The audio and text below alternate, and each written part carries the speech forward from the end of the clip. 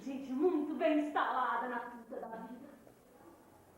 O desgraçado ficou em cima de mim mais de 2 horas. Fogo, avô. Não vou mais pra pagar. Reclamou pacas. Desgraçado, filho da puta. É isso que acaba a gente. Isso que cansa a gente.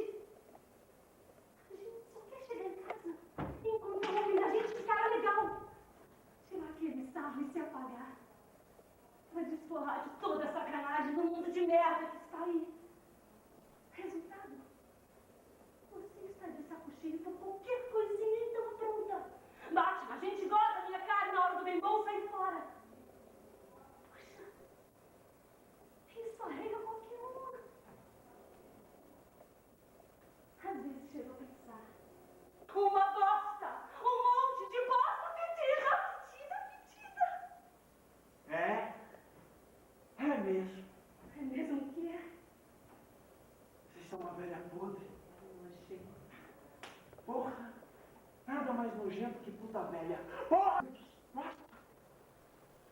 Não tem como. Vê, 50 anos! 50 anos, vadia velha, 50 anos! Chega, pelo amor de Deus!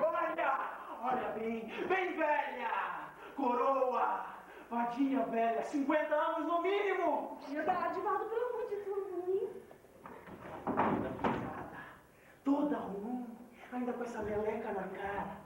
Maquilagem e tal, em grupos trouxas. Mas sem essa droga, deve ter bem mais de 50! Chega! Olha!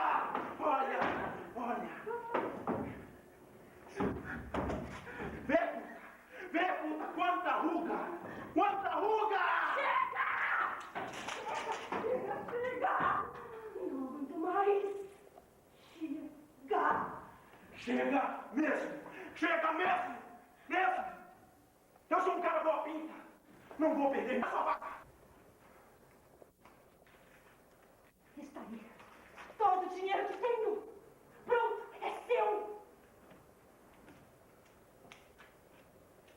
Ah, legal. Assim aqui. Agora tchau mesmo. Não, você não vai sair assim, não. Não leva minha grana? Não leva meu cartão? Vê se me esquece, melhor. Você